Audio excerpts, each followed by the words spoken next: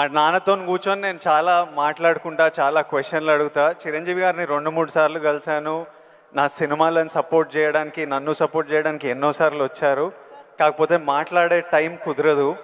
So ఈరోజు నేను చైర్లు పెట్టమన్నా మీ తరపున, నా తరపున కొన్ని మా నాన్నని ఎట్లా అడుగుతానో క్వశ్చన్స్ నాకు చిరంజీవి గారి గురించి, తన జర్నీ గురించి, మనందరికీ నాకు యూజ్ అయ్యేటివి, మీకు యూజ్ అయ్యేటివి ఏమైనా వస్తాయేమో అలాంటి క్వశ్చన్స్ నేను అడగాలనుకున్నా.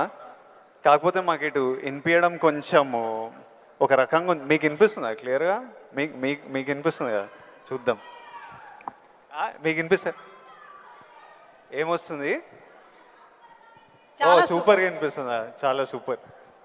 అయితే ఫస్ట్ చిరంజీవి గారు మీ అందరితో మాట్లాడే ముందు లాస్ట్కి మాట్లాడిపిద్దాం చిరంజీవి గారిని.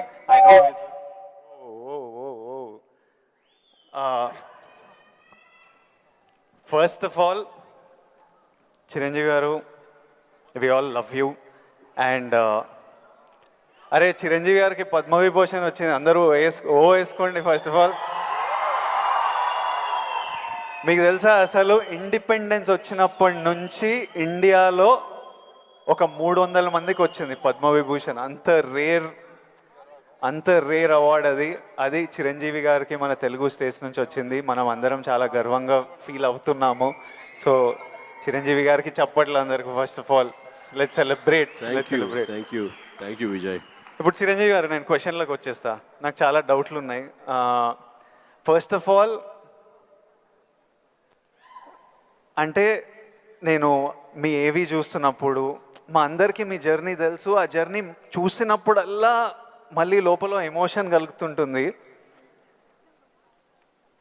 ఇప్పుడు నేను ఈరోజు ఇక్కడ ఉంటానని నేను ఎప్పుడు అనుకోలేదు. ఫర్ ఎగ్జాంపుల్ మా నాన్న మిమ్మల్ని ఫస్ట్ టైం షేర్ చేసినప్పుడు మా నాన్న కన్నీళ్ళు వచ్చేసినాయి. ఎందుకంటే మిమ్మల్ని స్క్రీన్ మీద చూసి ప్రేమించి అదొక ఎమోషన్.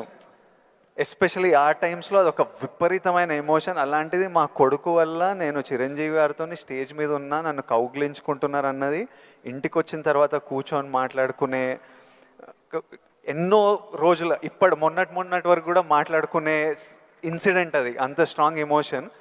సో నాకు తెలియదు, మా నాన్నకు తెలియదు మేము ఈరోజు ఇక్కడ ఉంటామని. మీరు ఎప్పుడన్నా ఊహించారా ఈరోజు మీరు మెగాస్టార్ చిరంజీవి అవుతారని? మీకు ఈ పద్మభూషణ్, పద్మవిభూషణ్, ఇంత గుర్తింపు, ఇంత ప్రేమ అవుతారని మీరు యంగ్ ఉన్నప్పుడు ఎలా ఆలోచించేవారు? ఎప్పుడన్నా ఊహించారా? ఇది నా ఫస్ట్ డౌట్. ఆ ఊహ ఒకే రోజు మొదలవలేదు. నా ఇంట్రెస్ట్ నేను అలా పెంచి పోషించుకుంటూ వెళ్ళే తరుణంలో నాకు కొన్ని విజువల్స్ అనేది నాకు కనపడుతూ ఉండేవి, ఊహించుకుంటుండేవాడిని. దానికి కారణం బహుశా నాకు చిన్నప్పుడు ఏర్పడిన తారసపడినటువంటి చిన్న ఇన్సిడెంట్స్. నేను 10th క్లాస్లోను, డిగ్రీల్లోనూ డ్రామాలు వేసినప్పుడు, కాలేజీ బెస్ట్ యాక్టర్ వచ్చినప్పుడు, స్కూల్ బెస్ట్ యాక్టర్ వచ్చినప్పుడు నేను నడుచుకుంటూ వెళ్తుంటే అందరూ ఇతనే ఆ సినిమాలో ఆ కథలు అవి ఆ నాటికలో చేసింది అది అని అందరూ పొగుడుతుంటే మొత్తం చాలా గర్వంగా ఉండేది. అది రుచి మరిగే నేను ఆ రకంగా నా మైండ్ సెట్ లేదా ఒక బీజం లాంటిది నాకు ఆ క్షణానే పడింది అనుకుంటాను నేను నటుడు అవ్వాలని. ఒక నటుడైతే ఇంతమంది అటెన్షన్ ఉంటుందా? మన కాలేజీ ఫస్ట్ వచ్చినా సరే ఇంతమంది మన ఇంకా చూడరే. అలాంటిది నటుడు అయితే, సెలబ్రిటీ అయితే ఇంత ఇదిగా ఉంటుందా అన్నది అక్కడి నుంచి దాన్ని నర్చర్ చేసుకుంటూ పెంచి పోషించుకుంటూ అలా వచ్చిన అవకాశాలను సద్వినియోగం చేసుకుంటూ ఆల్వేస్ నా దృష్టి ఏంటంటే నేను ఎదురు నడుచుకుంటూ వెళ్తుంటే కొన్ని 100 మంది 1000 మంది నన్ను చూస్తారు, చూడాలి అంటూ అలా day after day, year after year పెరుగుతూ వచ్చినమాట వాస్తవం. సినిమాల్లోనే రాణించాలి, సినిమాల్లోనే ఉండాలి అంటూ నా ఇష్టదైవమైన ఆ ఆంజనేయ స్వామిని నేను స్మరించుకుంటూ, ఆయనతో సంభాషించుకుంటూ, ఆయనతో బేరసారాలు ఆడుతూ, నువ్వు నన్ను ఆ పొజిషన్కి తీసుకెళ్తే నేను నీ కోసం ఈ త్యాగాలు చేస్తాను, నీ కోసం ఇంత క్రమశిక్షణతో ఉంటాను, నన్ను ఆ పొజిషన్ తీసుకువెళ్ళు అంటూ నిరంతరం ఆయనతో ఇంటరాక్ట్ అవుతూనే వచ్చేవాడిని. దేవుడు అనేవాడు ఉన్నాడా లేడా అనే దాని గురించి కానీ, దేవుని నమ్మకం అనేది పక్కన పెడితే, దేవుడు అనేది నథింగ్ బట్ ఈ ప్రకృతి. దేవుడు is nothing but our inner consciousness, అంతరాత్మకు నువ్వేదైతే ఫీడ్ చేస్తావో, ఏదైతే సో చేసుకుంటూ నర్చర్ చేస్తూ నీళ్లు పోసుకుంటూ పెంచి పోషించుకుంటావో one day you have to attain that, you have to reach that goal. అదే ఈరోజు జరిగింది. ఇప్పుడు మీరు కాబట్టి నీకు షార్ట్ ఆన్సర్ ఎస్, ఊహించారు, ఈ పొజిషన్ రావాలని ఊహించారు, అందుకే వచ్చారు. మీరు ఓకే స్కూల్లో నటించారు, ఆ ప్రేమ మీకు నచ్చింది, ఈ పొజిషన్ సినిమా మీకు ప్రేమ, సినిమాలో ఈ పొజిషన్కి రావాలనుకున్నారు, ఊహించారు. కానీ ఫస్ట్ టైం ఆ డెసిషన్ మీరు తీసుకొని మీ అమ్మా నాన్న వాళ్ళతోనూ చెప్పింటారు కదా, ఇప్పుడు ఊరు నుంచి సిటీకి రావాలి, నా కెరియర్ ఇదనుకుంటున్నాను అన్నప్పుడు మీ ఫ్యామిలీ వాళ్ళు ఎలా రియాక్ట్ అయ్యారు దానికి? నా అదృష్టం కొద్దీ మా నాన్నగారికి కూడా చిన్న సినిమా పిచ్చి ఉంది. అందుకని ఆయన అందులో రాణించలేకపోయారు. కానీ కొడుకు వెళ్తానంటే ఆయనకి ఇష్టమే, కానీ ఏమో అక్కడ పరిస్థితులు ఎలా ఉంటాయో, ప్రతికూల పరిస్థితులు ఏముంటాయో, తను రాణించగలడా లేదా అన్నది నాకున్నంత నమ్మకం నాన్నగారికి లేక సంశయించారు. లేదు నాన్న, నేను ఖచ్చితంగా వెళ్తాను, అది ఇది నువ్వు జస్ట్ పంపించు అని అంటే, సరే నాన్న అయితే వెళ్ళు, ఇన్స్టిట్యూట్ చేరతానన్నావు కాబట్టి టెక్నికల్గా మన అడ్వైస్, ఎందుకంటే వీళ్ళందరికీ కూడా 5 ఇయర్స్లో ఎక్కడుంటారు, 10 ఇయర్స్లో ఎంత పెద్దగా అవుతారు, ఏం ప్రాబ్లమ్స్ వస్తాయో మనకు ఎవరికి తెలియదు. మన శ్రమ మనం చేయాలి 100%. బట్ ఇమోషనలీ, మెంటలీ, సైకలాజికలీ ఎలా ఉండాలో I think there is no better than this man and his journey. ఎవరి లైఫ్ కేక్ వాక్ కాదండి.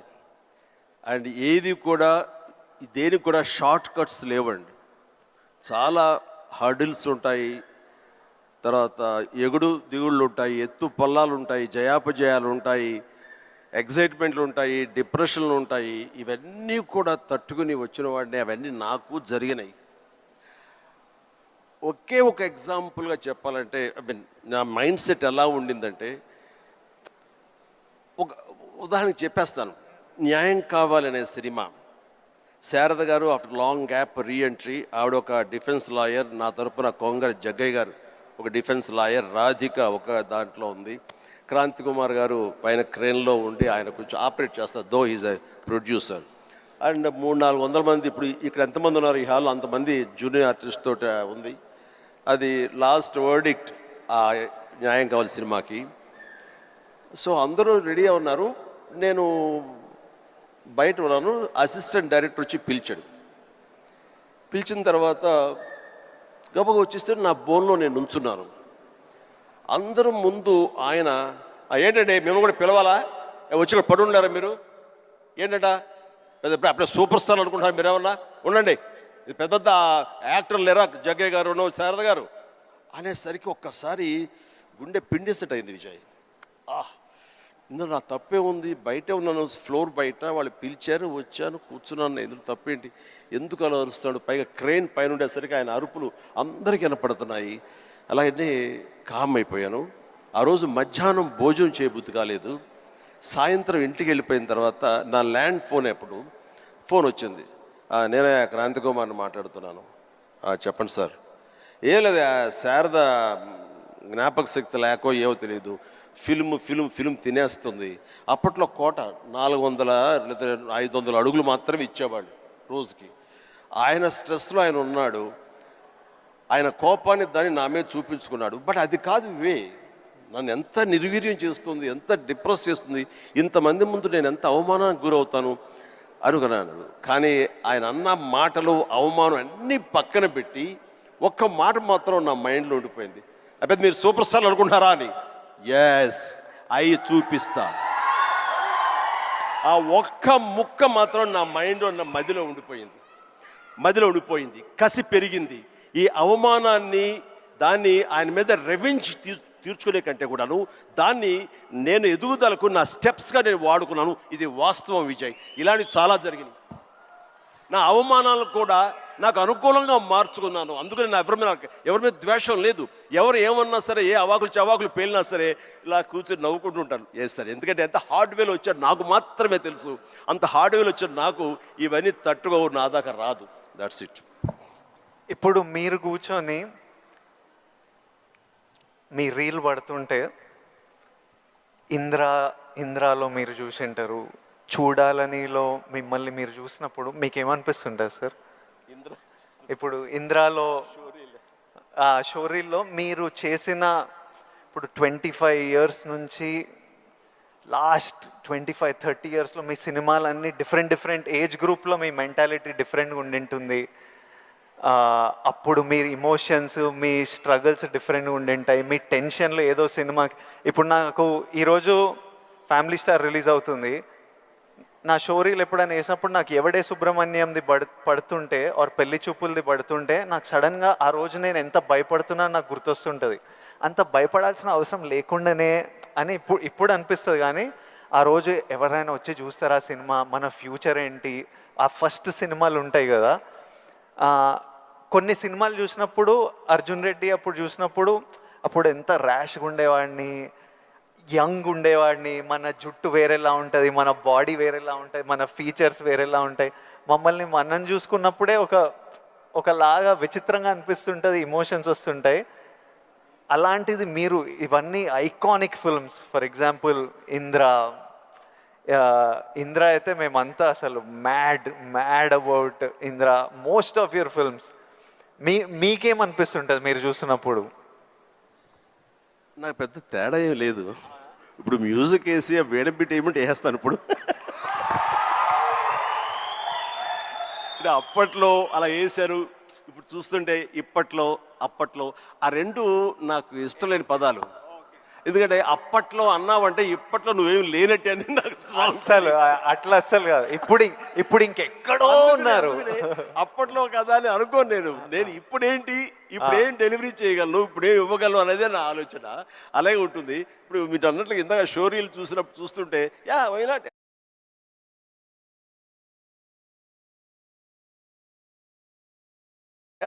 చూసే ముందు all of you have come from struggling families, wanting to change your life, wanting big dreams.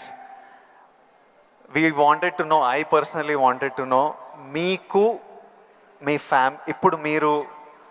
ఇప్పుడు mega star, mega family, huge family, అందరికీ మీరు guiding light, founder, origins. ఇవన్నీ అవ్వకముందు మీకెవరు ఒక ఫ్యామిలీ స్టార్? మీ family star ఎవరు? కోర్స్ మా నాన్నగారే నా ఫ్యామిలీ స్టార్. నాన్నగారు ఎవరికైనా సరే ఆయన ఫ్యామిలీని ఎలా చూసుకుంటారు అనేది నాకు ఆయన దగ్గర నుంచి నేర్చుకున్నాను. నాకు మా ఫ్యామిలీ హీరో అయినా, నా ఫ్యామిలీ స్టార్ అయినా మా నాన్నగారే. మా అమ్మకు 5-6 మంది చెల్లెళ్ళు ఉండేవాళ్ళు. మా తాత చనిపోయారు, వీళ్ళ దిక్కులేని వాళ్ళు అయిపోయేవాళ్ళు. మా నాన్నగారికి అరాకొరా జీతం అయినా సరే ఆ జీతంలో వాళ్ళ మరదలను కూడా చేరదీసి అందరికీ పెళ్ళిళ్ళు చేసి వాళ్ళందరినీ తన బిడ్డలా చూసుకున్నారు. నాకు అనిపించింది ఫ్యామిలీ వాల్యూస్ కాపాడుకోవడానికి ఒక వ్యక్తి అనేవాడు నిర్ణయించుకుంటే వాళ్ళకి ఎలాంటి ఢోకా లేదు. అందుకనే నేను కూడా ఫ్యామిలీస్కి ఎంత విలువిస్తాను అనేది నేను సురేఖ కలిపి, ఫ్యామిలీ ఎంత ఎదిగినా, ఎవరి ఫీల్డ్లో వాళ్ళ ఎంత హైట్స్కి వెళ్ళినా ఒక్కొక్క అకేషన్లో మనందరం కలిసిగా మనం ఉండాలి. ఆ 3-4 డేస్ మనం కలిసి ఉండటం మూలంగా మళ్ళీ ఉండే ఇన్హిబిషన్స్, భేషజాలు, చిన్న అరాకొర ఉండేటువంటి మిస్అండర్స్టాండింగ్స్ ఇవన్నీ కూడా సమసిపోయి మనం ఎంతో మళ్ళీ మన బాండింగ్ చాలా స్ట్రాంగ్గా ఉంటుంది. సో ఇదే విధంగా మనం వెళ్ళొచ్చు అంటాను. మొన్న ఈ మధ్య సంక్రాంతికి అలాగే కలిసాము. దానికి ఎన్ని నెలలు ఎఫర్ట్స్ ఉన్నాయో తర్వాత పక్కన పెట్టి అందరూ సెలబ్రిటీసే కాబట్టి. బట్ దాని రిజల్ట్ ఏంటి, అమెరికా మేము వెళ్ళినప్పుడు ఏమంటే ఆ ఫోటో చూస్తుంటే ఇంత బిజీ పీపుల్ ఇలా కలిసి సంక్రాంతి బాగా స్పెండ్ చేస్తున్నారే, మనం ఇలాగే ఉంటాము, మనం కూడా అనుకుని కలవచ్చు కదా, ఎందుకు కలవు అనేది ఆ ఫోటో మాకు ఎంత ఇన్ఫ్లుయెన్స్ చేస్తుంది. ఆ పిక్చరు ఇది మీరు ఎంత గ్రేట్ మెసేజ్ ఇచ్చారు మీరు అనేది అంటుంటే వావ్ థ్యాంక్ యూ అనుకున్నాను. మీరందరూ కలిసి సెలబ్రేట్ చేస్తుంటే మేమంతా చాలా ఎంజాయ్ చేస్తాం. మీరు దోశలు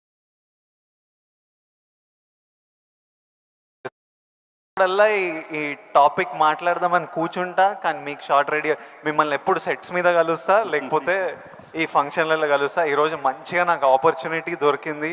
అండ్ ఐ నో నాలాంటి వాళ్ళు ఎంతోమంది ఇది వినడానికి వెయిట్ చేస్తుంటారు. ఎందుకంటే మీ జర్నీ మనకి ఇన్స్పిరేషన్ మన చుట్టుపక్కల నుంచే తీసుకోవాలి. నేను యాక్టర్ అవుదామని నేను ఫిక్స్ అయినా, నేను యాక్టర్ అవుతా, నేను యాక్టర్ కాదు చాలా పెద్ద యాక్టర్ అవుతా అని చెప్పేవాడిని. ఒక్క సినిమా లేదు చేతిలో, కానీ ఇట్లాంటి ముచ్చట చెప్పేవాడిని. కానీ ట్రై చేసినప్పుడు నాకు అర్థమైంది ఇది ఈజీ కాదరా, అసలు ఆఫీసులకే ఎంట్రీ ఇస్తలేరు అన్నప్పుడు. సో నేను రోజు ఇంట్లో ఒక 2-3 ఇయర్స్ అట్లా ఇంట్లో కూర్చొని ఇంకా కొంచెం లో అయిపోతుంటే డాడీ అప్పుడు మీ గురించి చెప్పేవారు, అరే చిరంజీవి గారు మీ స్టోరీ చెప్పేవారు, మీరు ఎట్లొచ్చారు, ఎట్లా మీ పర్ఫార్మెన్స్తోని, మీ బిహేవియర్తోని, మీ ఇంటెలిజెన్స్తోని మీ జర్నీ గురించి మాట్లాడి, and he reminded me that you came from nowhere. And నాకు అరే ఇంకొకరు వచ్చి ఈరోజు అప్పటికి మీరు మెగాస్టార్, అరే ఎవరో ఫ్రమ్ నథింగ్ వచ్చి మెగాస్టార్ అయ్యారంటే మనం ఎందుకు కాలేమో, అవ్వచ్చు కదా అని నేను మీ జర్నీ నుంచి అది తీసుకున్నా. సో ఈరోజు ఈ కాన్వర్జేషన్ నుంచి ఎంతోమంది ఎన్నో డీటెయిల్స్ తీసుకుంటారు, ఎవరికో ఎలానో హెల్ప్ అవుతుంది అన్న నమ్మకం, అందుకే ఈ కాన్వర్జేషన్. అండ్ ఫ్యామిలీ స్టార్ గురించి April 5th వస్తుంది, మిగతా content. Hello guys, have you all? అందరూ బాగున్నారా అనేసి అనుకుంటున్నాను. ఇంతసేపు విజయ్ దేవరకొండ చిరంజీవి గారిని కొన్ని క్వశ్చన్స్ అడిగారు. ఆ క్వశ్చన్స్కి కూడా చిరంజీవి గారు చాలా పొలైట్ వేలో ఆన్సర్ చేశారు. ప్రతి ఒక్క క్వశ్చన్కి కూడా చాలా క్లుప్తంగా, చాలా అర్థమయ్యే విధానంలో వేలో చెప్పారనమాట. కానీ నాకైతే ఒక క్వశ్చన్కి ఆన్సర్స్ చాలా బాగా నచ్చిందనమాట. సో మీరు అప్పటికి ఇప్పటికి ఏం డిఫరెన్స్ చూస్తున్నారు? నేను ఒక 24 ఇయర్స్లో ఉన్నప్పుడు అర్జున్ రెడ్డి చేసేటప్పుడు అరే నేను ఇట్లున్నాను అట్లున్నాను ఎంగుకున్నాను అనిపించింది, చాలా విచిత్రంగా అనిపించేది నన్ను నేను స్క్రీన్ పైన చూసినప్పుడు. మీకు ఎలా అనిపించింది అంటే, నేను అప్పట్లో ఇప్పట్లో చెప్పను కానీ నాకు ఇప్పుడు కూడా ఏ సాంగ్ పెట్టినా కూడా నేను అలానే చేస్తాను, నాకు అప్పటికి ఇప్పటికీ ఏం డిఫరెన్స్ లేదనేసి ఆన్సర్ ఇచ్చారు. నాకు ఆన్సర్ చాలా బాగా నచ్చింది. అండ్ ఇంకో క్వశ్చన్ అడిగితే, నేనైతే మిమ్మల్ని చూసి ఎదిగాను, మీలాగా నేను రావాలి అనేసి అనుకొని మిమ్మల్ని చూసి ఇన్స్పైర్ అయ్యి సినిమాలోకి వచ్చాను. అలా మీరు ఎవరిని చూసి వచ్చారు అండ్ మీ హీరో ఎవరు, మీ సూపర్ స్టార్ ఎవరు అన్నాడు అడిగిన క్వశ్చన్కి చిరంజీవి గారు చాలా చక్కగా ఆన్సర్ చేశారు. నా ఇన్స్పిరేషన్ మా నాన్న అనేసి చెప్పారు ఆయన. కనుక ఈ వీడియో నచ్చుంటే please like, share and subscribe to my channel. Please encourage my channel at present updates. Thank you.